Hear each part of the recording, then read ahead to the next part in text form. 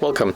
In front of me I have ASUS Zenfone 7 Pro, and today I'll show you how you can connect AirPods Pro to your device. So at the first you have to open notification bar, then click and hold the Bluetooth icon. When we are in the Bluetooth settings we have to open case of our AirPods Pro. Then we have to click and hold this button on the back of the charging case. So let's click and hold.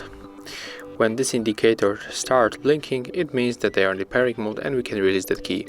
Right now to pair your device. And as you can see, Bluetooth turn on automatically. So right now when the AirPods pop on the list, we have to simply tap on them and then accept pair. And as you can see, after a few moments they are connected. So that's how it looks. Thank you guys for watching. Leave thumbs ups, comments and subscribe to our channel.